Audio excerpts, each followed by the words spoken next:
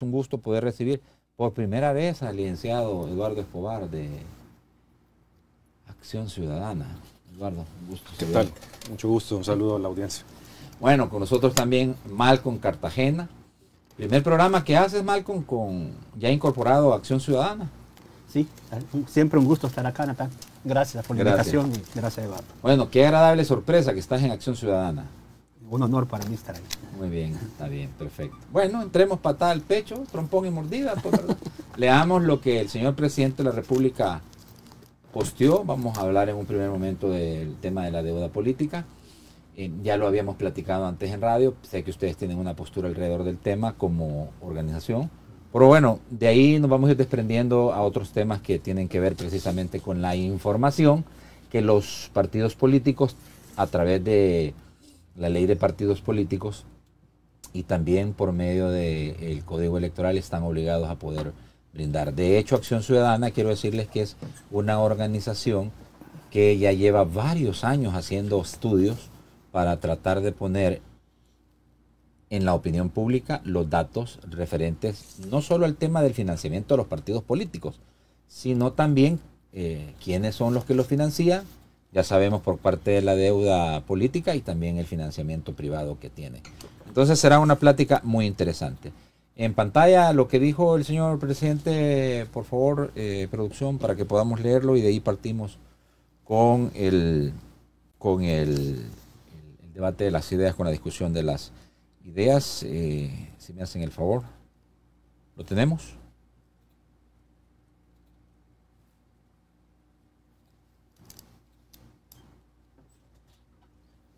Ahí está. Pues yo sí creo que se debe eliminar la deuda política en El Salvador. Los partidos políticos se pueden financiar como nos financiamos nosotros en el 2019. ¿Difícil? Sí, fue difícil. Pero no fue mejor así, pregunta el presidente, ¿verdad?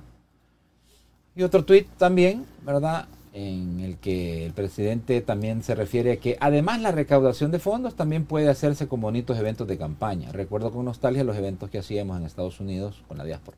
No eran grandes sumas de dinero, pero sí lo suficiente. ¿Qué nos pidieron a cambio? Salvar a El Salvador. Y esto viene ya con una serie de opiniones que se habían vertido por parte de funcionarios de gobierno, particularmente de la Asamblea Legislativa, y algunos analistas políticos, en el sentido de que la deuda política no era conveniente o recomendable quitarla, porque precisamente el espíritu por el que se había hecho o se había puesto por el constitucionalista en la Constitución de 1983 era para evitar que los partidos políticos fueran cooptados o que fueran financiados por organizaciones criminales, narcotráfico, terrorismo y bueno, otro tipo de situaciones de esa naturaleza, ¿verdad? Y creo que es verdad, Eduardo, que ese es el espíritu en la Constitución de la deuda política. Si gusta, empezamos por ahí. Bueno, la deuda política, según el diseño constitucional, tiene, digamos, una finalidad importante, que es generar la menor dependencia posible de los partidos al poder económico. Eso es lo que, digamos, en esencia busca. Es decir, que la política no se someta al dinero, ¿sí?, sino que mantenga ese cierto grado de independencia a efectos de que se gobierne en función de las mayorías, en función de la gente. Que eso no ha pasado, ok, de acuerdo, eso no estamos diciendo que ha pasado, pero ese es, digamos, el espíritu originario, el espíritu original de la deuda política, generar esa... ¿Qué no ha pasado? El que se gobierne en favor de la gente, ¿ya? Eso es lo que no ha pasado. Porque lo que estoy diciendo es, la deuda política buscaba generar menos dependencia del sector económico, ¿ya? Eso no pasó, ¿ya? No pasó. Siempre los partidos tienen digamos... Del financiamiento privado, quiere decir. Sí. Tienen esa dependencia del financiamiento privado, ¿ya? Entonces, pero el punto, Natán, es que la deuda política lo que buscaba es que esa relación no fuera de dependencia. Es decir, que los políticos, la política dependa del dinero privado. Y por eso se crea la figura del financiamiento público. Aunque siempre hay un financiamiento privado. Claro, pero si nosotros revisamos, al menos los datos que nosotros tenemos, en muchos años ha sido equilibrado el financiamiento público y privado. O sea, un partido no depende totalmente del financiamiento privado. Y si lo puedes poner en proporción, depende el año. Nos vamos 50-50. Depende el año, depende la elección y depende el partido. O sea, hay partidos que se han financiado, por ejemplo, en la presidencial con el 80% de deuda política, pero en la legislativa se financia 50-50. ¿Ya? O sea, depende, habría que ir viendo partido por partido y todo, pero el punto, por la pregunta es, la deuda política lo que busca es generar ese grado de independencia del poder político respecto del poder económico. Esa es, digamos, la gran finalidad. ¿Y esto con qué objetivo también? Que esa es una derivación. Que hayan condiciones de equidad en la contienda electoral. ¿Ya? Porque probablemente mi propuesta política no le sea atractiva a financistas privados, a grandes financistas. Entonces, pero yo tal vez represento a un sector importante de la población que apoya mi propuesta. Entonces, si fuera solo privado, mi propuesta nunca va a encontrar apoyo financiero y probablemente no voy a poder promoverla y obtener un resultado positivo. Entonces, se desbalancea la contienda electoral, no es balanceada, porque, digamos, algunos tienen bastantes recursos, pueden pagar propaganda, pueden, etcétera, hacer todas las actividades, mientras que otros no. Entonces, la deuda política también promueve el pluralismo, ¿sí? Eso es lo que promueve la deuda política también. Que como digo, y lo vamos a entrar en detalle, tal vez no ha logrado estas finalidades, tal vez hay serios y algunos problemas con la deuda política que habría que corregir, pero el camino no es suprimirla, sino que es hacer algunas regulaciones para que sí tenga el efecto necesario y para que al final tengamos toda claridad de qué está pasando con la deuda política. En definitiva, entonces la postura de Acción Ciudadana es no eliminarla. No eliminarla porque tiene mayores consecuencias. Y de hecho, podemos enumerar dos que tres consecuencias. El mismo presidente de la Asamblea las dijo, y lo dijo muy atinadamente. Es de las pocas veces que yo he estado de acuerdo con el presidente de la Asamblea, y la dijo, pero perfecto. Deja a los partidos a expensas de que busquen financiamiento de donde sea. ¿Sí? Ese es un problema que genera. Y esto abre un margen de oportunidad para financiamiento ilegal, para desviar fondos públicos para financiar una campaña, por ejemplo, a nivel municipal, que podamos desviar esos fondos. El crimen organizado financiando partidos. ¿Sí? Y si a esto le sumamos que tenemos un sistema de financiamiento que no rinde cuentas, sobre todo los partidos mayoritarios y el partido mayoritario, y que no hay un control sobre el financiamiento por parte de la autoridad electoral, se está configurando la tormenta perfecta, ¿sí? Para que pase cualquier cosa con el financiamiento de los partidos. Y que de hecho sería interesante, y el presidente decía algo del financiamiento, sería interesante que el presidente rindiera cuentas de ese dinero que recibió en la campaña, porque nunca rindieron cuentas. Nunca dijeron. ¿En qué año? En el 2019. Pero vaya, ¿cuál era el partido político? Era el partido Gana. Ajá, entonces ¿quién recibe el dinero? No, pero él está diciendo que financió su campaña. Yo como político, yo hubiese dicho, mi partido o el partido con el que competí va a rendir cuentas totalmente de mi financiamiento. No lo ha hecho. El partido Nuevas Ideas... El partido Gana, que fue el carro político, digámoslo de esta manera, el vehículo político electoral que utilizó el presidente, no ha rendido cuentas de lo que recibió en el concepto de deuda política. Hay información que no proporcionó. Hay información que el partido no ha proporcionado. Y más o menos, según la cantidad de votos que sacó, que fueron 1.400.000 el presidente Bukele, ¿de cuánto le correspondía solo de elección presidencial? Creo que 7, 8 millones. 7, 8 millones de dólares más o menos. Entonces, el punto es que igual invito al partido Nuevas Ideas a que rinda cuentas de su financiamiento. Nunca lo ha hecho. Desde que se fundó el partido, no ha entregado información. Y ojo, esto no es porque Acción Ciudadana lo quiera, es porque la ley les ordena, la ley de partido les ordena a que entreguen la información de quién lo financió. ¿Qué partidos no entregan información? Porque entiendo que no solo es Nuevas Ideas, el FMLN, Gana dejó de compartir la información. Estos son los que no... Nuevas Ideas, PCN, Gana. No, Nuevas Ideas, FMLN. Nuevas Ideas, FMLN y Gana. Son los que no entregan Nuevas Ideas, desde que se fundó, no ha entregado la información financiera. El FMLN ya lleva 3 o 4 años de no entregar información. Ghana creo que lleva 2 años de no entregar completa su información. Este último año no entregó nada de información. Ah, muy bien, perfecto. Malcolm,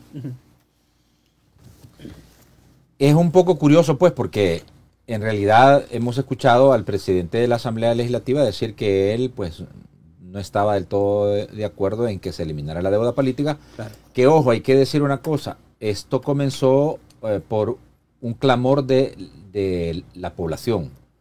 En redes sociales la gente decía no queremos deuda política y bueno, fue tomando fuerza como una bola de nieve, ¿verdad? Al tal grado que tiene que el presidente que pronunciarse, ¿verdad? ¿Y por qué no la querían? ¿Por qué decía la gente que no la quería? O sea, bueno, es que ese es el tema y aquí lo voy a poner en perspectiva. Las opiniones que yo escuchaba en redes sociales eran de que por qué tenía que estarse manteniendo partidos políticos con el dinero público. Esa era una de las cosas que argumentaban, ¿verdad? Que por qué había que seguirle dando dinero a Arena, al FMLN, y ahí se iban todos los partidos políticos, ¿verdad? Entonces, la mayor argumentación esa, sin poner un criterio técnico, claro, de referencia. Claro. Y es obvio, la gente no te va a decir técnicamente es por esto. Sí. Algunos políticos, como el presidente de la Asamblea, pero además otros opinólogos, analistas políticos, sí de alguna manera planteaban lo que, como dice don Eduardo Escobar, era el por qué poner ya técnicamente. Y dice que por primera vez estaba de acuerdo con el también. Ah, tú también estás de acuerdo con el iniciador. Iba a retuitear, pero ya al día siguiente había otro tuit de él, ya no pude, iba a retuitear el tuit del presidente pues, de la Asamblea, pero cambió de criterio rápidamente, quizás leyó otro libro, pero, o sea, el tema es que... No, antes de que el presidente... Sí, él tenía una postura clara. Mira, el tema de la deuda política es algo que se ha hablado durante muchos años, y como bien señalaba Eduardo, cumple 2 fines, ¿verdad? Y es eso, liberar a los partidos de la dependencia de los aportes privados, porque es fácil, si yo vengo y le doy, vaya, digamos que tú, Natán, tienes un partido, entonces, vaya, Natán, aquí hay $100,000 para tu campaña, ah, gracias, a la vuelta de un año, cuando tú seas diputado, vieras que allá en el departamento, cómo me estorba, no sé qué, tal cosa. Ah, no, hombre, vamos a promover aquí algo para que no sé qué. Yo pido un favor. Entonces, ese tipo de cosas ocurren cuando, claro, me deben un favor porque doy dinero. Entonces, esto no es solo de El Salvador. En sí, en general, y de hecho la tendencia es a reducir el financiamiento privado y aumentar el financiamiento público, porque por sobre ese puede haber mayor control. Solo en El Salvador, lastimosamente, como dice Eduardo, no hay un control como debería ser, pero solo en El Salvador hay 4 instituciones que deberían de controlar esto. O sea, o que están encargadas por ley de controlar el financiamiento. O sea, ahí hablamos del Ministerio de Hacienda, el Tribunal Supremo Electoral, la Unidad de Investigación Financiera y la Corte de Cuentas de la República. Vaya, entonces hay una estructura, lo que pasa es que no están coordinadas, no hay un sistema de control coordinado en que se intercambien información y todo. Pero, dejando eso, el segundo elemento por el cual la deuda política también tiene sentido de ser es para, como también lo decía Eduardo, nivelar la competencia.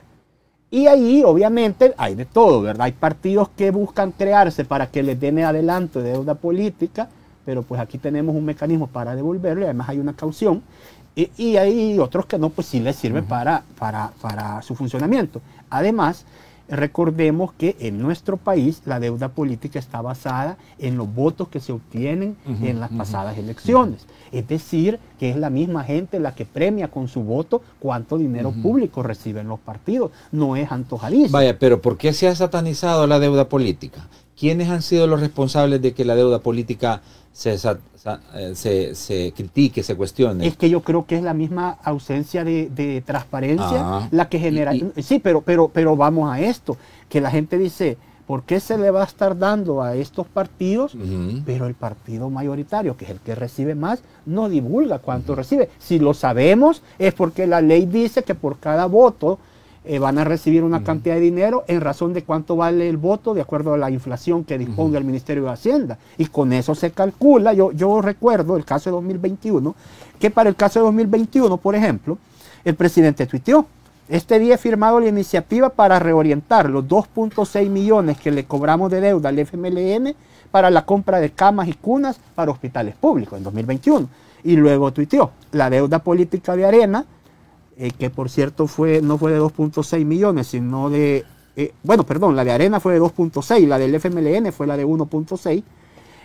Dice, se utilizará para abonarle a nuestro pueblo un poco de lo que se robaron. ¿Cómo? No sé. Pero nunca tuiteó que se iba a hacer con los 6.2 que recibió Nuevas Ideas. O sea, en el 2021, elección de alcaldes y diputados. Sí, que ahí sí ya era Nuevas Ideas. Ahí sí, 6 millones recibió. Sí, o sea, eso es lo que se calcula, o sea, quien tiene que decirlo, al menos. Al menos 6 millones, solo de la elección de alcaldes y diputados. Alcalde y diputados rondaba entre 6 y 12 millones. Entre 6 y 12. Sí, al final llega a 12 la completa. Ya sumando todas son 12 millones. Y sumando parlamentos centroamericanos, diputados. No tenemos el dato exacto. Todavía estamos con 84 diputados. Sí. No tenemos el dato exacto porque no sabemos y no encontramos esa parte a la hora de hacer el cálculo, porque ese cálculo ya es un poco viejo. Cuánto los pactos de coalición. Cuánto habían acordado en el pacto que se iban a repartir. Entonces, lo que vimos no decía si nos toca el 50, le toca el 60, entonces no se tiene el dato exacto, pero ronda entre 6 y 12 millones. Ok, vaya, pero aquí hay una cosa que es importante, yo creo, vaya. Ya vamos a hablar de cuál podría ser el mecanismo para poder eliminarla, porque como es un tema constitucional, tiene que ser de favor una reforma a la Constitución. Ahora, hay una cosa que es importante y se las quiero plantear de la siguiente manera. Vaya, en realidad Nuevas Ideas, con esta, si se elimina la deuda, también ellos no van a recibir deuda política. Ya decía Eduardo, daba un ejemplo. Eduardo decía, lo que pasa es que el que se elimine la deuda pública como tal no quiere decir que no puedan recibir dinero público los candidatos de los partidos de manera subterfugia. O sea, hay o también, Josué, nosotros tenemos el registro de más de 10 años de financiamiento de los partidos. Entonces, hay una clara tendencia, y eso se ve a la baja de las donaciones de fuente privada a los partidos. ¿Sí? Por ejemplo, Arena ha perdido 70-80% de su financiamiento privado. Pero en 10 años Arena ha recibido más de 70 millones de dólares. Sí, claro, pero en el largo del periodo. Sí, 10 años. Digamos, en los últimos años, el partido ha venido perdiendo. Y no solo el partido Arena, todos los partidos, ¿sí?, que recibían financiamiento privado tienen una baja considerable, sustancial, grande de fondos privados. Entonces, ¿qué es lo que ha pasado ahí? Probablemente, porque no tenemos la información, estos financistas migraron al partido Nuevas Ideas. Están financiando al partido, probablemente. ¿Sí? No tenemos cómo comprobarlo. Solo que hay, sí, claro, ese es un punto importante, pero hay una cosa que además en la que quisiéramos que exploráramos y nos detuviéramos un poquitito. ¿Qué opinión les merece a ustedes en lo que el presidente plantea? En el 2019 no teníamos pisto nosotros para financiar nuestra campaña presidencial. Obviamente, ganan la elección, 1.4 millones y reciben deuda política. O sea, Gana sí recibió adelanto de deuda política. Sí, recibieron. Claro. Usted tenía Gana y también financiamiento privado. Tuvo. O sea, no es cierto. O sea, el gobierno de Sánchez Serén y su ministro de Hacienda, que era Carlos Cáceres, entregó el adelanto de deuda política a Gana. Sí, no me acuerdo en qué porción, cuánto, pero sí. Es que, José, eso creo que es importante. La deuda no se había manipulado como se está manipulando ahora. No, pero hay una cosa que es importante. Que no se pagaba. Antes se pagaba todo. No, pero hay una cosa que es importante y de la cual no hemos reparado. Por ejemplo, Malcolm, si recibió Gana, utilizaron ese dinero que recibió Gana en concepto de adelanto de deuda política para la campaña pero es que eso es sencillo. La Constitución, y así empalmamos con la Constitución, en nuestro país el financiamiento público está destinado exclusivamente a la campaña, porque dice a los contendientes. Entonces sí, eso tiene que ser para campaña.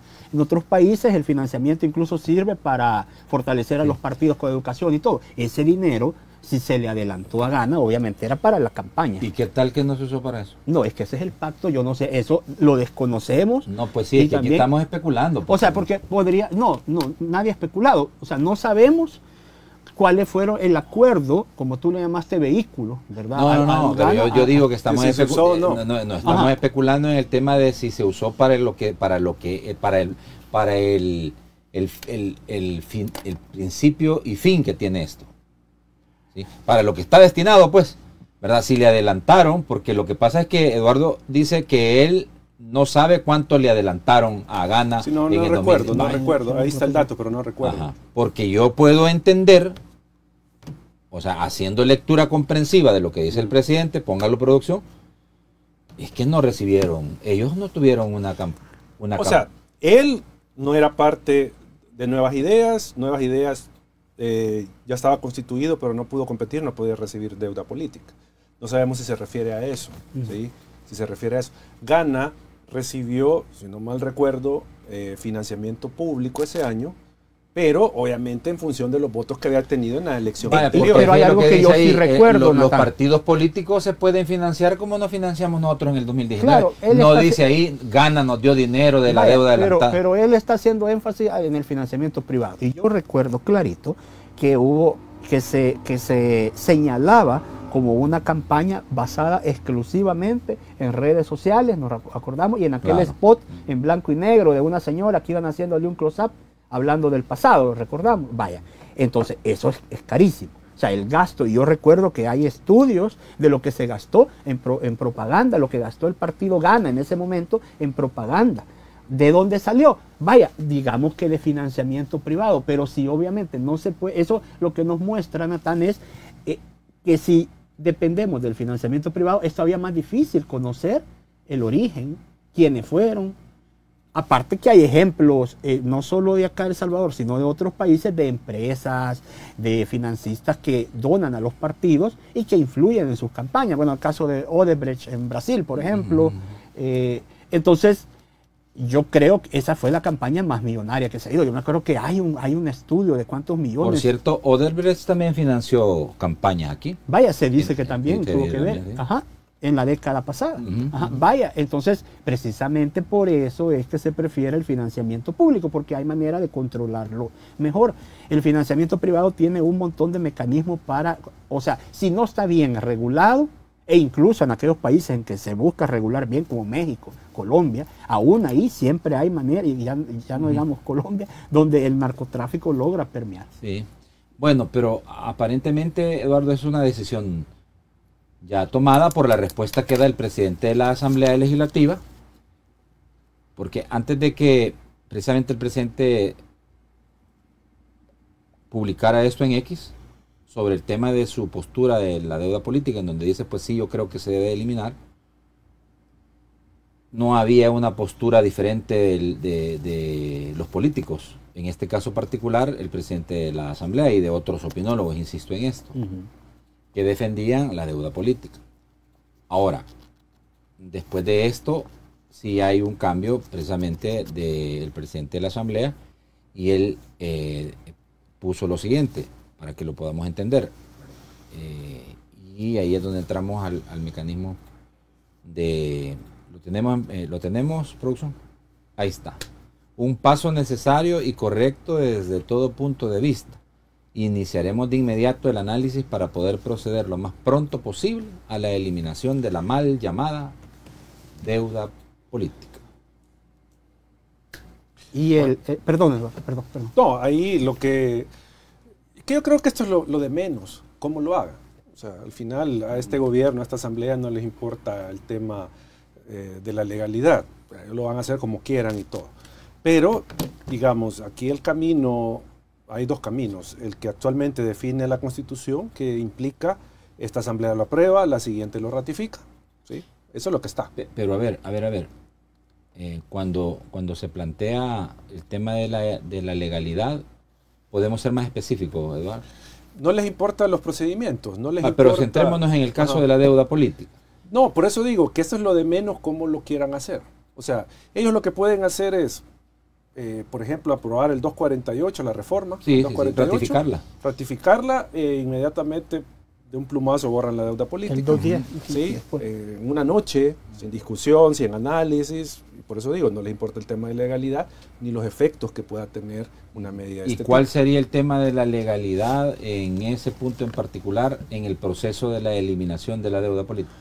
Es que para empezar... ¿Cuál sería el cuestionamiento de ustedes? Para empezar, se tomó de manera inconstitucional el acuerdo de reforma, el 248. Empezando por ahí. ¿Ya? Ese tiene un vicio de origen, esa reforma. ¿Ya? ¿Cuál sería puntualmente el vicio de origen? En primer lugar, Josué, toda propuesta de reforma constitucional particularmente se debe de presentar al electorado antes de las elecciones, para que la gente sepa, ¿sí?, qué es lo que va a hacer el partido. Se refiere a que no fue una oferta de campaña. Exacto, sino que simplemente lo hicieron el último día de la última plenaria que tenían disponible. ¿Ya?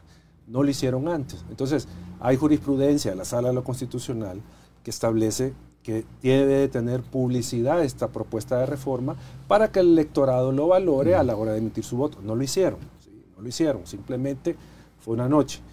Ese es un primer vicio de origen. El segundo, eso violenta el procedimiento de formación de ley. ¿Cómo va a someter una reforma constitucional con dispensa de trámite y sin discusión? Haberse visto. O sea, es la Constitución la que van a modificar. Tendría que haber tenido el proceso de formación de ley que se llama de debate, discusión, análisis, y no hacerlo con dispensa de trámite en una noche. Ya, o sea, tiene todos esos cuestionamientos. Por eso digo, a ellos no les importa la legalidad. O sea, y ese es cómo lo vayan a hacer, es al final, digamos... Pueden seguir lo que hizo Félix Ulloa, el modelo que tiene de Constitución, que yo lo estaba leyendo hoy temprano, que él plantea una unidad de fiscalización de los partidos y bueno, y lo justifica porque dice que esto sirve a fortalecer la democracia de los partidos, la deuda política, pero pues sí, se la volarían. 7.1 millones recibió Gana en 2019 de deuda política. 7.1 millón. 1 millón. Después de ganar la elección. Sí, en total. Que eso es lo que lo que no sabemos es si la ley dice que les pueden adelantar hasta un 75%. Sí, del anterior. Del anterior, ¿cuánto habría recibido? La de 2010. Menos, sí. Porque fue la de 2014. La de la presidencial que fue aliado con PCN y PDC. PCN y PDC, que fue Tony Saca el candidato. Ahí sacaron creo que 300,000 votos. Por ahí. Sí, entonces, basado en esa cantidad, les tenían que dar un adelanto. El 70. El 70, ok. Bueno, Malcolm, esto es casi un hecho de que se va a quitar. Ahora, hablemos de los efectos, hablemos de los alcances, de el futuro, digamos, de partidos políticos. Hay una cantidad importante de partidos grandes, partidos, digamos que chiquitos, otros más chiquititos, ¿verdad? Porque ya no podemos decir que Arena y FMLN son partidos grandes, pues están reducidos a una mínima expresión, digamos, ¿verdad? Arena tiene 2 diputados, una alcaldesa, el FMLN no tiene ni diputados ni alcalde, ¿verdad? Correcto. Solo tiene diputados en el Parlamento Centroamericano y entiendo que algunos concejales. Pero vamos, por el tema de lo que estaban diciendo, y fíjate, voy a referirme para poder reforzar lo que digo, lo que planteó Marcela Villatoro. Marcela Villatoro planteaba en uno de sus tweets, porque ella sí dijo estar de acuerdo en la eliminación de la deuda política, ojo. ¿Sí? Ella dijo que era la única, ¿verdad? La única, así lo planteó, ¿verdad? Y me voy a ir por el lado del primer... Qué bueno que fui escuchada, ya que fui la única diputada que pidió públicamente y expresé que la deuda política debía ser eliminada.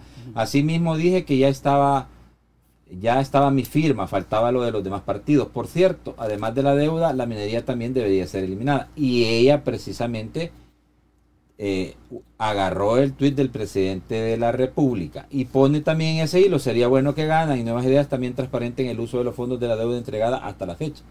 Son los partidos que no entregan información, puso ella. Y en otro tuit, para reforzar, en mi opinión la deuda debe eliminarse, pero debe garantizarse a los partidos políticos que el día de las elecciones tengan todos iguales condiciones para poder cuidar el voto, logística, alimentación, transporte, para evitar que pase lo de esta elección recién pasada. Ahogaron los partidos políticos para que no tuvieran defensores del voto, señaló Villatoro. Claro. No, pero esto a mí me parece marcado, Natán, viéndolo en general, y porque ya he estado en este programa en otras ocasiones, hablando precisamente sobre, recuerdo en aquel momento, alguien decía que había que eliminar el sistema de partidos, que los partidos no servían. El doctor Arturo Méndez Azajar. Ajá, correcto. Entonces, a mí me parece todo esto como dentro de un mismo esquema, en que pareciera que olvidamos que los partidos son instituciones fundamentales de la democracia. O sea, que sean pequeños, medianos o grandes, no les quita ese estatus. Y precisamente lo que va a ocurrir cuando se quite la deuda política, porque se va a quitar, porque ya fue una decisión política donde no hay ningún criterio técnico, porque no lo hay. O sea, y la prueba de ello tú mismo lo mencionas cuando mencionas que analistas y personas de la Asamblea dan una declaración un día y luego de un tuit dicen, no, pues no, y si estamos de acuerdo, personas que tienen estudio en esto, personas que saben, o sea, entonces claramente no hay análisis. Entonces, se va a hacer, ¿cuáles van a ser las consecuencias? Bueno, lo que va a pasar es que todos los partidos, aparte de que los criticamos, de que son catch all, ¿verdad? De que agarran de todo, como se le conoce en ciencia política a ese tipo de partidos, van a andar buscando financiamiento de quien sea y como sea. Y si no hay instituciones de control funcionales que les cuenten las costillas, pues entonces lo que va a ocurrir es que el dinero mal habido va a penetrarlos, que no quiere decir que eso no haya ocurrido ya. Pero vaya, demos un ejemplo. El año pasado se creó la unidad de fiscalización del financiamiento de los partidos políticos en el Tribunal Supremo Electoral, en junio del año pasado, ya a punto de salir los magistrados anteriores. De esa fecha a hoy, que ya pasaron más de 6 meses, a este día no se conoce ninguna acción, si tiene presupuesto para este año esa unidad, si ha pedido algunos, por ejemplo, expedientes a los partidos, si está haciendo algo sobre eso. La Corte de Cuentas ha hecho algunas auditorías, digamos, al financiamiento recibido, al financiamiento público recibido por los partidos. El Ministerio de Hacienda, por ejemplo, con los donantes privados de los partidos, ha dado a conocer, ha hecho cruces para ver si no ha habido, como el caso que se tiene de un financista que le dio a un partido $1 millón en 2019 y al año siguiente le concedieron la ampliación del aeropuerto, por ejemplo. Todo ese tipo de cosas hoy van a ser el diario vivir, y eso ocurre no solo en El Salvador, sino en otros países. Entonces yo no sé, o sea, tú mismo decías, Natán, la gente decía que para qué estar financiando partidos pequeños. Ajá, pero las consecuencias, no se ponen a ver que las consecuencias van a ser peores. O sea, las consecuencias que ahora, tanto a esos partidos pequeños como a los grandes, los va a financiar. En primer lugar, no vamos a saber si nos rinden cuenta. Y en segundo lugar, pueden seguir siendo financiados con dinero público sin que nos enteremos. Eso también es algo que ya se han señalado algunas organizaciones. Yo quiero, junto con lo que dice Malcolm, yo creo que también hay que ver el contexto en que se da este anuncio y que supuestamente va a comenzar este proceso. Yo creo que no hay que perder de vista que en este momento el presidente saca una medida que goza de popularidad porque está siendo golpeado con el tema de la minería. Ya diferentes encuestas muestran que la gente no está contenta con el tema de la minería. Entonces están buscando, digamos, cómo contrarrestar eso. Y qué mejor que decir, miren, los partidos ya no van a recibir dinero, los partidos que usted tanto detesta, ciudadano y ciudadana, ya no van a recibir fondos públicos.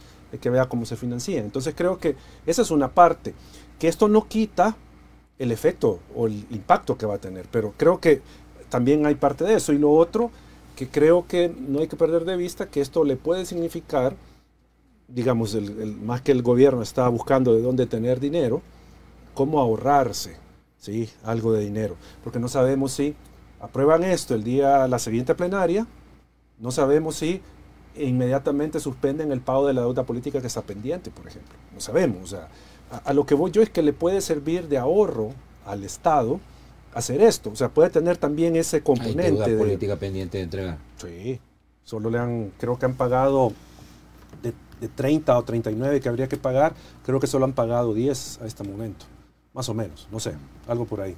Y lo otro, que también es un tema de contexto, es que esta medida, más allá de que pueda ser cortina de humo, más allá que tenga una finalidad económica para el Estado, el punto es que está enmarcada en esta lógica de generar un sistema de partidos con partido hegemónico.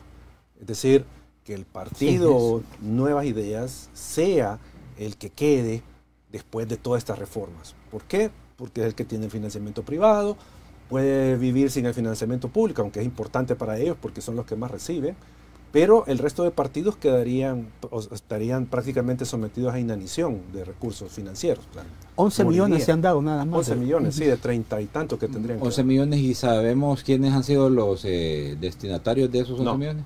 No. Solo tenemos el dato. Solo el dato.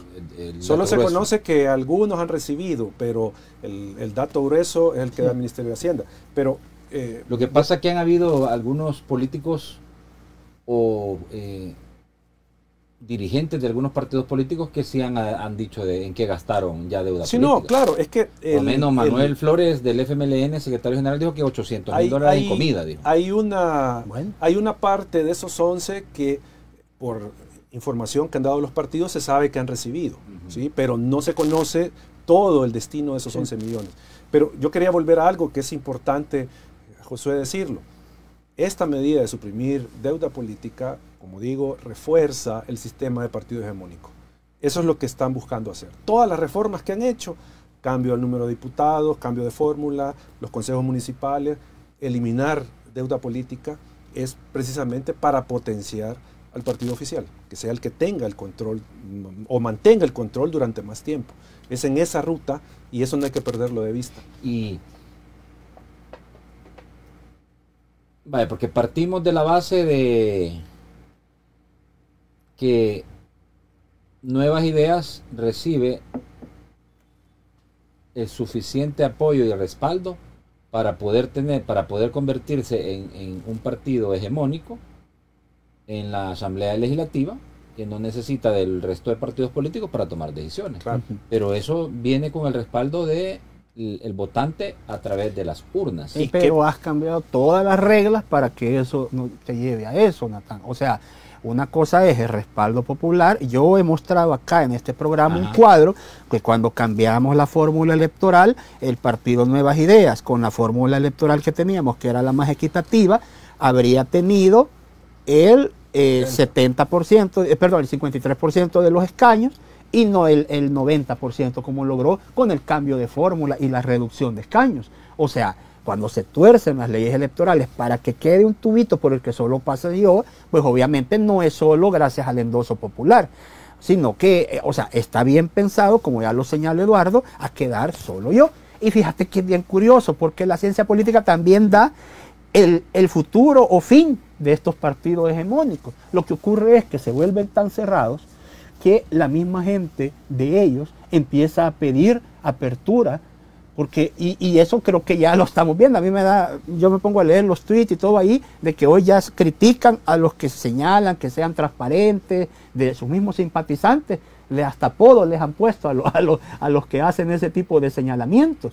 Exactamente, eso es lo que ocurre cuando un partido hegemónico llega al poder, que durante un tiempo los que lo llevan ahí empiezan a exigir reformas para que haya más apertura, y como no se dan, al final colapsa también. O sea, también tienen fin esos partidos. Y lo que pasa es que cuando estos partidos comienzan a perder apoyo, ¿sí? Y la gente, imaginémonos que la gente diga que un porcentaje de la población no vaya a apoyar de nuevo Nuevas Ideas en 2027 porque no están de acuerdo con varias de las medidas implementadas. ¿Qué es lo que va a pasar? Las reglas que ellos aprobaron va a impedir que el cambio de la correlación se pueda dar, precisamente porque han pensado el sistema para mantener al partido hegemónico. Ese es el punto. Y si a esto le sumamos nada de financiamiento público y que ellos tienen acaparado el financiamiento privado, ¿cuál es la suerte que se viene para el sistema de partidos? Partido hegemónico. tengo un par de consultas alrededor de esto último que han planteado. Un par de cosas, Malcolm y Eduardo, de lo que ustedes plantean.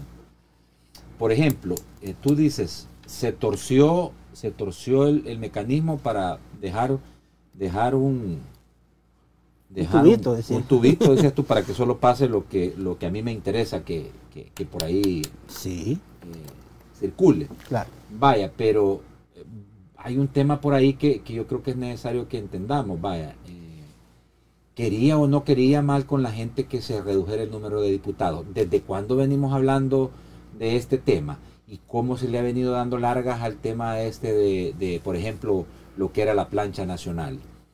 ¿Verdad? Es que la reducción en el número de escaños, la gente lo veía en razón de un ahorro en las finanzas del Estado. Ajá. Pero esa correlación no depende del número de diputados, porque también pueden ganar mucho menos y tener ciento y tantos diputados.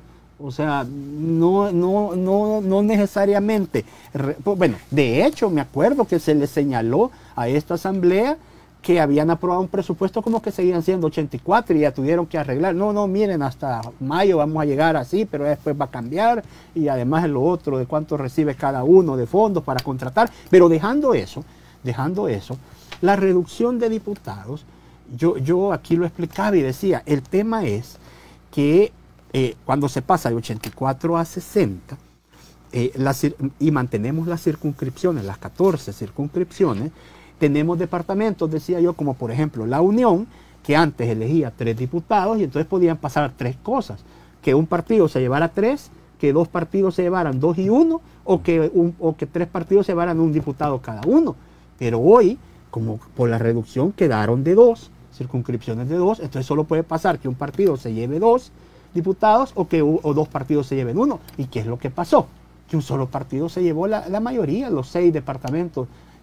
Bueno, solo en uno, no, 5 de 6 departamentos se lo llevó Nuevas Ideas, los 2 escaños. Y eso es malo. No es lo que la gente quería. Sí es malo porque cierra el espacio a otras expresiones.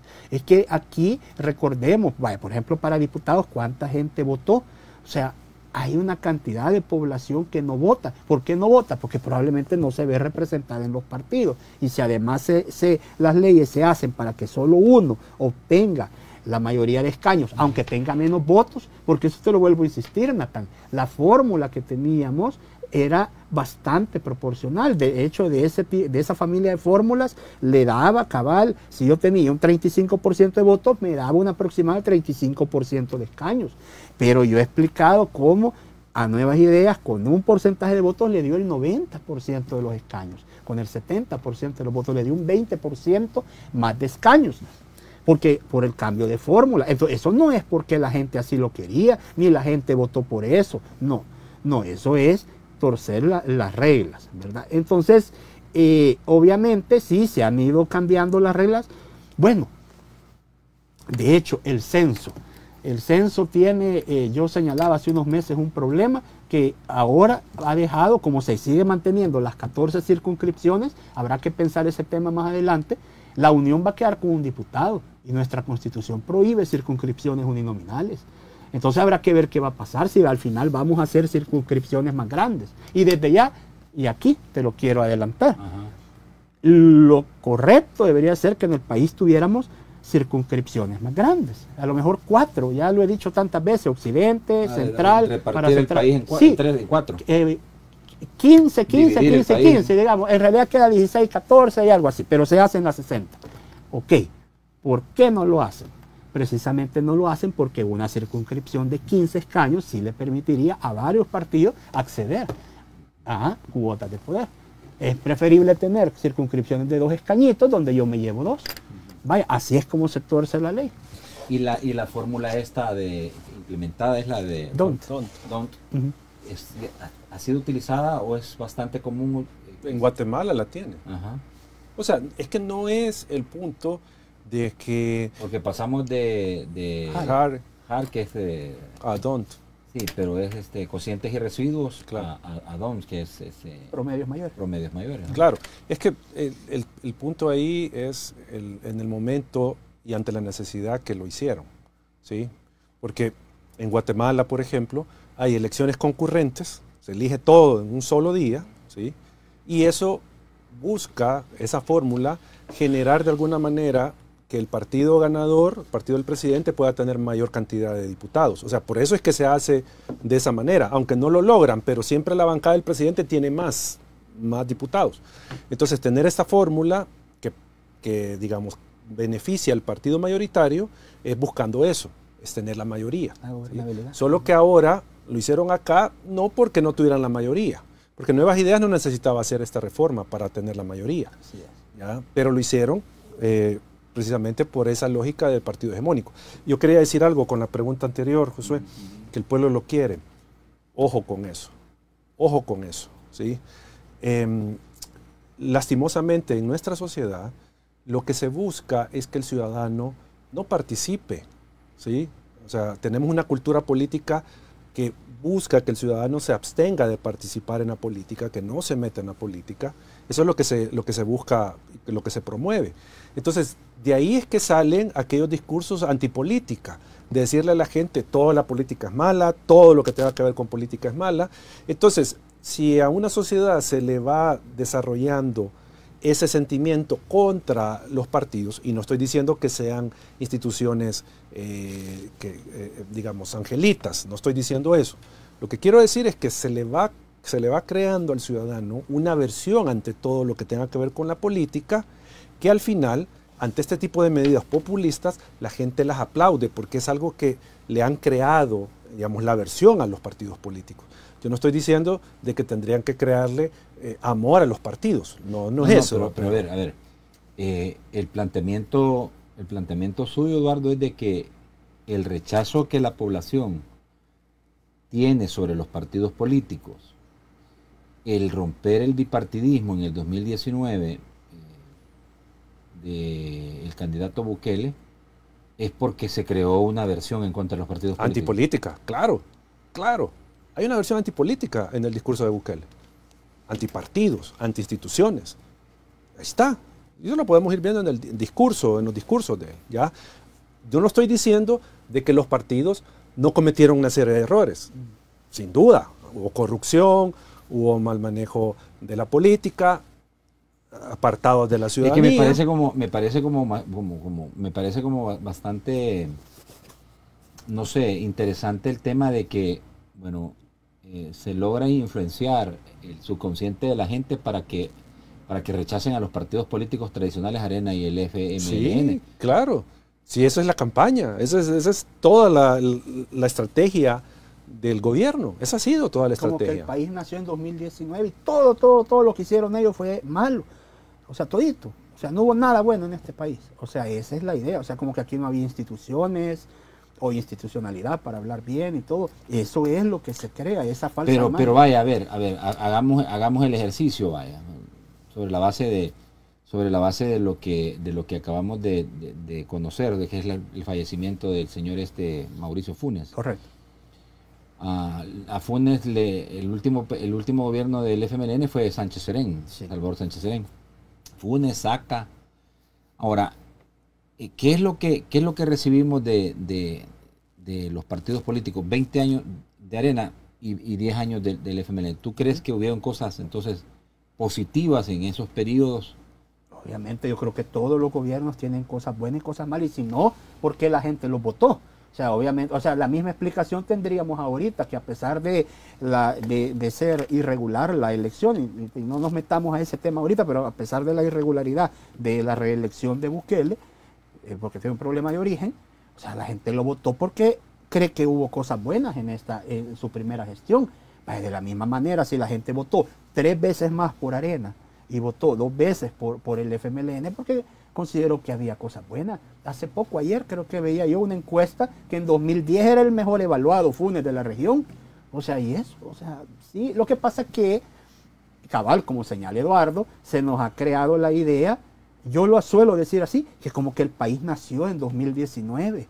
No, si es que aquí había cosas buenas y cosas malas y cosas muy malas. O sea, por supuesto que la gente votó por Gana y por Nayib en 2019, por el presidente Bukele, porque pues sí, ya estaba harta de lo que había pasado, pero eso no quiere decir que aquí no hubiera habido obras y cosas buenas también. Y el punto, Josué, es que y eso lo hemos venido manejando muchas organizaciones, muchos tanques de pensamiento, que el camino ante estas situaciones políticas era hacer reformas políticas. ¿Pero en qué sentido? Más transparencia, más control ciudadano, más control de las instituciones. Esa era la vía para superar estas deficiencias de todos estos 30 años. ¿Sí? Y hay un ejemplo clarísimo. Decía Saca que la mejor ley de acceso a la información era la que no existía. Así decía. Y no aprobaban una ley de acceso a la información. Fue llegar el FMLN al gobierno. El Frente sí promovía esa ley, pero cabal dieron los votos, Frente y Arena, y se aprobó la ley de acceso a la información pública. Y empezó a funcionar, y el Instituto de Acceso a la Información Pública. Y entonces, claro, le empezaron a contar las costillas al gobierno del FMLN.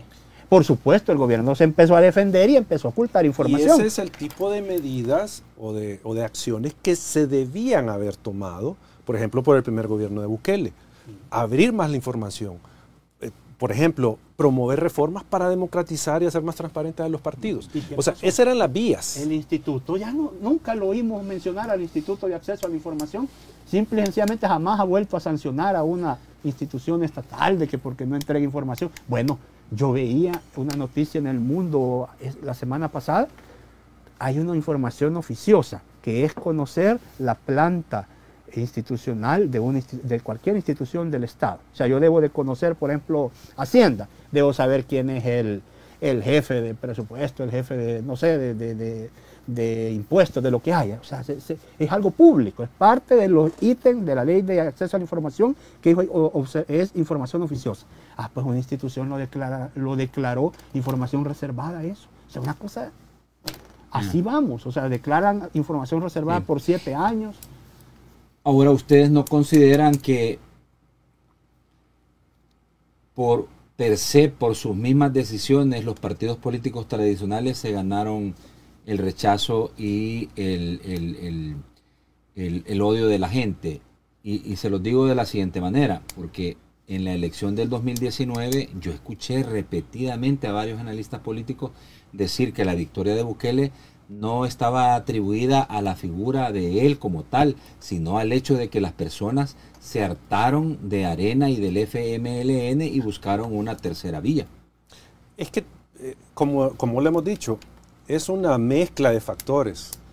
O sea, no estamos diciendo de que se ha inventado los problemas de los partidos políticos que han tenido, de corrupción. No estamos diciendo eso, porque eso ahí está, ¿sí? Eso nadie lo puede rebatir, ¿sí? Lo que hemos dicho es que ante ese problema, el mensaje que se construyó desde el gobierno, desde el presidente, no era buscar la reforma, sino que era esto es lo más malo, esto es lo peor, esto es acá. No se buscó, digamos, sanear el sistema de partidos políticos, por ejemplo. No se buscó eso, no era esa la lógica. ¿Por qué? Porque hay una visión mesiánica, ¿sí? De que yo soy el Salvador, yo soy el que va a hacer un partido único, el todo centralizado en el gobierno. ¿Y cómo podía el candidato Bukele sanear los partidos políticos? Proponer que como gobierno iban a impulsar, tienen iniciativa de ley. No, yo digo antes de tener mayoría en la asamblea y antes de que él ganara la presidencia. Sí, ok, de acuerdo, no la pueden aprobar, pero ¿qué presentó en esa lógica? O sea, si hubiera presentado se lo hubieran rechazado, pero yo al tener mi bancada, yo lo apruebo. O sea, algo difícil porque del Frente fue expulsado él, ¿verdad? Sí. Sí. Y él era el candidato natural del Frente. Sí, pero precisamente esos vicios de los partidos son los que no se corrigieron, son los que no se hizo nada, y ya no digamos los vicios en la política, ya en la gestión pública, que los han venido a potenciar en muchos casos. ¿Sí? Ese es el problema, que los han venido a potenciar. Entonces, por eso el punto es, ¿en nuestra política teníamos problemas? Sí, habían problemas. No se está inventando nadie la olla azul de la vacinica, ahí estaban. ¿Cuál fue el mensaje, cuál fue la propuesta? Contra los partidos, contra el sistema, y no proponer, vamos a reformar, vamos a refundar, vamos a hacerlo de esta manera. No fue esa la idea. Y el problema es que hoy que tienen el poder total, el control total, lo que hay es menos transparencia, porque esa no nos la estamos inventando. O sea, cuando aquí ha venido a explicar Eduardo, que vaya, ¿cuáles son los partidos que no dan información? Tal, tal y tal.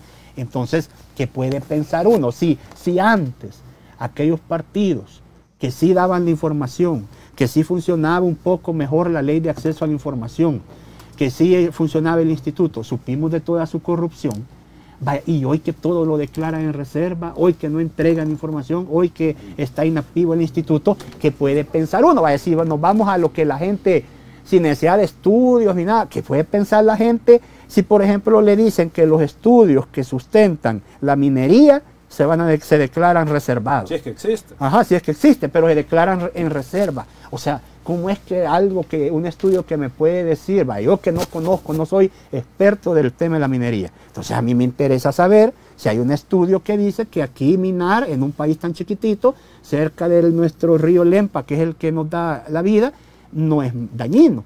Pero entonces como ciudadano presento una solicitud y lo que me dicen es que ese estudio está reservado. Vaya, entonces, entonces lejos de avanzar hemos retrocedido, Natán. O sea, sí, es cierto, todos los partidos se ganaron a pulso, como tú bien señalas. Tú nos preguntabas, ¿tú crees que los partidos no se ganaron a pulso el rechazo de la gente? ¿Cómo no? Pero como yo pienso que la gente hoy, lo mismo podría estar pasando, se va a ir ganando el rechazo, porque la gente va a decir, bueno, pero entonces si no hay información, y el problema de cuando no hay información es que se empieza a especular, ¿verdad? Y se empieza a señalar, pues sí, sin que sea verdad. Entonces, lo mejor, y ahora, agreguémosle que van a quitar la deuda política, que tiene controles, ya dije, 4 instituciones que pueden controlar, y va a quedar todo a merced del financiamiento privado, que sí tiene ciertos controles, pero que no veo, habrá que ver si producto de la reforma va a haber algún tipo de reforzamiento para que sea mejor, pero si no lo hay, van a quedar a merced del que dé más dinero. Bueno, esto es importante, Malcolm y Eduardo Malcolm, porque sobre el tapete está el hecho de que se considere que las decisiones que se están tomando a nivel gubernamental con el tema de la deuda política y antes por parte de los diputados cuando han tenido mayoría desde el 2021, recordemos que de 84 a 56 diputados tenía nuevas ideas, ¿verdad? Que lo que están haciendo es tomar todas las decisiones ante el clamor popular, ¿verdad? Sobre la mesa está el discurso de que las decisiones que se están tomando son las decisiones que se están ejecutando porque se está escuchando el clamor del pueblo salvadoreño. Yo pondría en duda un poco eso por el tema, por ejemplo, de la minería. Bitcoin. La gente no quería eso. La gente no quiere minería por lo que dicen las encuestas. Y aún así lo están tomando. Con el tema de deuda política, como decía, ojo, lo que pasa es que a la ciudadanía no se le ha explicado de manera adecuada cuáles son las consecuencias de no tener deuda política. Y solo se le ha hecho ver que estos partidos son malos, estos partidos son acá. Es lo que digo, el discurso antipolítica.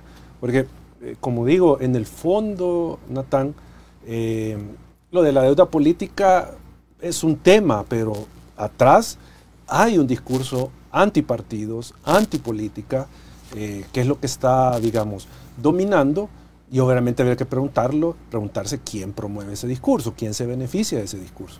Ya nosotros hemos planteado, aquí lo que se ve es que se está promoviendo esto en la lógica de mantener un sistema de partido único, partido hegemónico, ¿sí? Esa es la idea. No es tanto que la gente lo quiera o no, sino que es la ventaja política que saca a alguien. O sea, como dicen por ahí, no hay almuerzo gratis. O sea, todo esto que están promoviendo no es de gratis, no es por el pueblo. No. Hay un interés, hay un beneficio político electoral que ellos están queriendo proteger. Eso creo yo que no es tanto que el pueblo lo quiere. O sea, porque si se le explicara a la gente que esto, como lo dijo, y de nuevo lo dijo el presidente de la Asamblea, abre margen para que el crimen organizado financie la política, abre margen para que fondos públicos se desvíen, ¿sí? La gente entendería entonces la importancia de la deuda política, ¿ya? Entonces, creo yo que, como digo, hay otros intereses, no los intereses de la gente de por medio. Malcolm, pero vaya, fíjate, habla Eduardo de Bitcoin evidentemente el presidente reconoce públicamente hace unas semanas de que sí tuvo un efecto de parte de la oposición el mensaje que estructuraron para poder señalar que lejos de beneficiar a los salvadoreños, la ley Bitcoin les iba a afectar. Eso lo reconoce el presidente. Ahora, fíjese que él mismo reconoce la manifestación pública que mayor número de personas logró convocar la oposición. Unas 7,000 personas, dijo el presidente.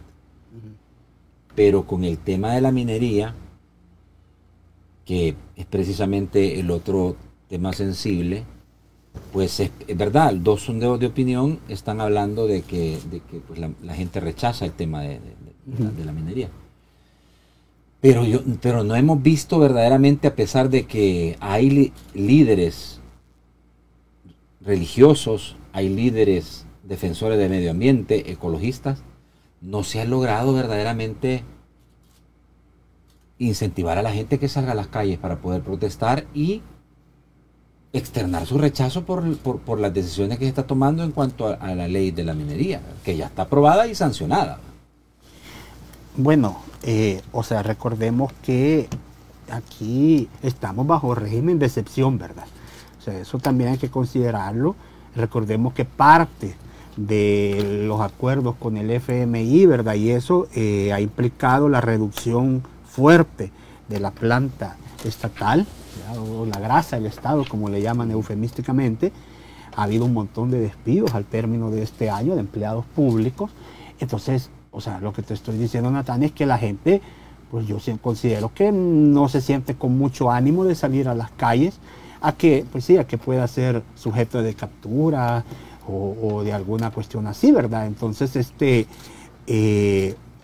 creo yo que las manifestaciones en contra de la minería, más allá de lo que sí efectivamente la Iglesia Católica está liderando, y parece que algunas iglesias cristianas se han ido sumando, y de organizaciones que también están apoyando esto, creo yo que también en redes es donde más se ha visto esta expresión. Pero es que esto no es un concurso de popularidad, también hay que decirlo, porque si no caemos en lo mismo de que el pueblo clama por quitar la deuda política. Entonces, el pueblo clama porque quiten la minería. Pues sí, pero es que aquí no es de que por si el pueblo lo clama o no, es veamos los efectos de la minería. O sea, y como te digo, bueno, ni Eduardo ni yo somos expertos de esto, ¿verdad? De minería, ni tú, ni... Entonces, pero obviamente quisiéramos saber si este país en 2017 aprobó una ley que la prohibió por completo y le ganó además un litigio a una internacional y ganó millones de dólares que entraron al Estado gracias a ese litigio, donde estaba el abogado Luis Parada. Luis Parada, el candidato a la presidencia. Sí, entonces, ¿cómo es que hoy, en estos 5 años, bueno, parece, o por lo menos así se nos vende, ha habido cambios en la forma de minar el oro, que ya no es como se hacía antes, que ya no va a producir los daños que produjo la forma en que se minaba antes? Vaya, no, pero es que tampoco las autoridades han dicho de que no va a haber contaminación. Se va a tratar de reducir a la menor cantidad sí, pero posible. Vaya, pero y entonces, o sea, ¿qué beneficio puede haber en eso? O sea, pero te digo, yo de eso no conozco. Lo que sí yo sé es que no es. Lo que debería de haber es un estudio de la ley, no aprobarla como se aprobó. Pero vaya, les pregunto a ambos.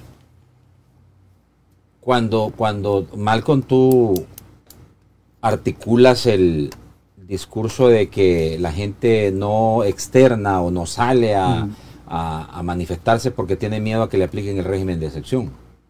Sí, es que hay una mezcla, Natán. Lo que yo decía hace un momento, todo lo político es malo, todo esto es malo. ¿Qué es lo que genera eso? Una ciudadanía apática que no se mete en temas de política. Y esto lo ven como político, y obviamente es un tema político, ¿sí? Claro. Pero como yo lo veo malo, yo no me involucro, yo no participo, yo digo, hay que las organizaciones o la gente que está metida en esa se pronuncie, aunque yo pueda estar en contra, pero yo no voy a arriesgarme a mi trabajo, a que me vean, que me tomen una foto o que me detengan y que me apliquen el régimen de excepción. Yo no participo de este tipo de actividades, ¿sí? Diferente a aquella marcha que se organizó el 15 de septiembre, creo 2021. Que fue multitudinaria, sí. No había régimen de excepción. No había ese elemento. Entonces, lo que quiero decir es que si combinamos una ciudadanía que está desmovilizada, que la han desmovilizado, que no se le ha, digamos, inculcado el tema de la manifestación pacífica como forma de expresión, y le sumamos régimen de excepción, esto puede estar generando que esta ciudadanía apática mucho menos vaya a querer involucrarse. Y por eso es que no vemos a la gente en la calle, ¿sí? Porque recordemos que las manifestaciones masivas, la última que yo recuerdo, aparte de la del 15 de septiembre del 21, fue la marcha blanca de los médicos. De ahí dejemos de contar. Pero ¿por qué no se ha logrado ese nivel de organización para poder salir a las calles? Porque han habido factores de... El régimen de excepción. No. Ahorita el régimen de excepción, pero es que esto es un tema histórico. O sea, se ha ido desmontando en la sociedad salvadoreña el tema de la movilización en calles, ¿sí? Ahora, eso se ha desmontado. Y no tendrá que ver esto, digo, con el nivel de aceptación y de popularidad que tiene el gobierno del presidente. No, lo que hay es que no hay quien cacha, y lástima que tengo que usar la palabra quién, porque no debería ser quien, como bien lo señaló Marcela Villatoro, creo que lo puso en un tuit hace meses, que aquí no es que hay que estar esperando que venga otro Mesías a salvarnos, ¿verdad? No, por eso no me gusta usar la palabra quién, pero es la que queda ahorita. No hay quien cache, digamos, ese descontento que sí se está viendo. No hay liderazgos. Exacto, sí, en plural es más correcto. No hay liderazgos, o si los hay... pero eso no es problema del gobierno. No, pues que no haya dicho que sea problema de ellos. No, lo estamos tratando de analizar por qué es que no se ve movilización en las calles como cabría esperar. O sea, no hay quien los articule todo eso. Articule todo eso. O sea, y cada vez que surge un movimiento, porque si hay, está Movir, el de las víctimas del régimen, etcétera, se le sataniza, diciéndole que vaya, tomemos un ejemplo, salió una muchacha ahí expresando su opinión, salió un sacerdote de la iglesia católica antigua dando su opinión. Sí. ¿Y qué es lo que se le buscó? Que hace 15 años había sido el FMLN. O sea, ¿ves? Volvemos a lo que señala Eduardo, a satanizar todo el que tuvo. Bueno, de hecho el exdiputado Gallegos puso ayer que nadie llegó virgen, dice, en el 2019.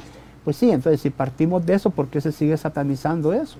Tampoco el presidente, él pasó por el FMLN también. No, es que claro, sí, eso creo que eso es pues sí.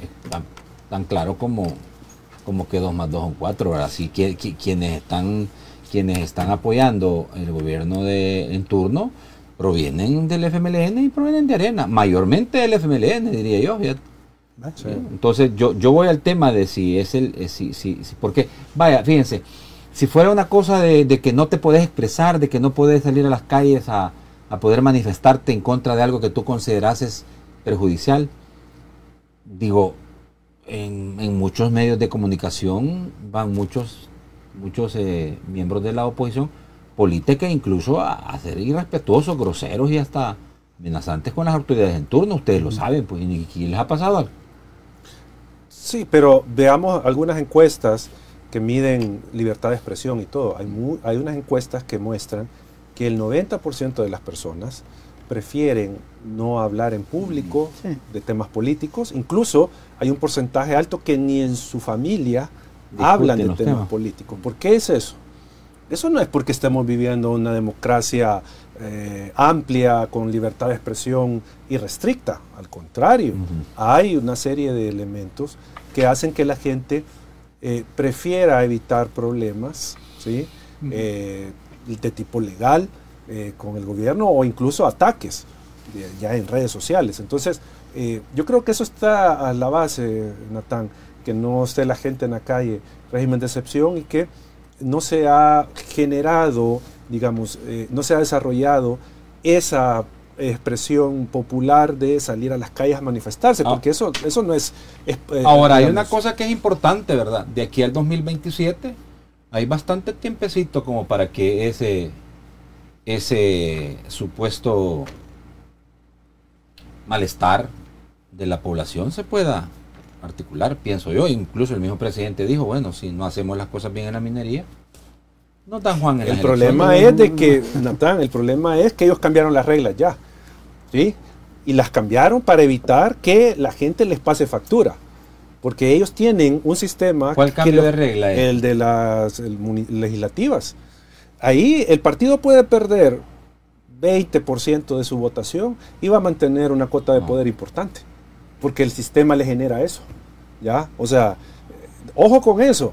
Ellos han cambiado las reglas diciendo, si nos va mal, castíguenos electoralmente. ¿Cómo se eso es posible? Claro, no, y no ahí tenemos el ejemplo, pues Venezuela, pero o sea que el tema es que también nosotros hablamos de elecciones y pues si habrá que, o sea, sí, y pueda que sí, porque sí hay, ya lo decía el doctor Artiga, no, si elecciones en un régimen de partido hegemónico hay elecciones, gana el mismo partido, o lo participan otros partidos, pero todo está diseñado para que solo quede el mismo, como el PRI que echó 75 años, o sea... Bueno, hoy a mí me sorprendió escuchar a la presidenta Claudia Sheinbaum de citar a algunos políticos influyentes en México de cómo fue que sacaron del poder al PRI, que fue todo un acuerdo con los Estados Unidos para entregar... Y fueron reformas que se fueron dando, reformas electorales que permitieron que eso ocurriera. Increíble el análisis que hacía la señora de personas que escribieron libros relacionados al tema de la salida del Partido de la Revolución Institucional, del PRI, en los Estados Unidos mexicanos. Bueno, tengo que hacer la última pausa. Regresamos ya solo para despedirnos del programa con nuestros invitados de Acción Ciudadana, Malcolm Cartagena y su director ejecutivo, el licenciado Eduardo Escobar. Pausa, regresamos. Bueno, gracias mis estimados amigos paisanos por haberme acompañado. Gracias, Eduardo. No, gracias por la invitación, un saludo a la audiencia y esperamos que lo que hemos discutido le sirva de contexto a la gente. Sí, gracias, Malcolm. Qué bueno verte en Acción Ciudadana. Gracias, Natán, y pues un saludo a los televidentes. Gracias. Muy bien.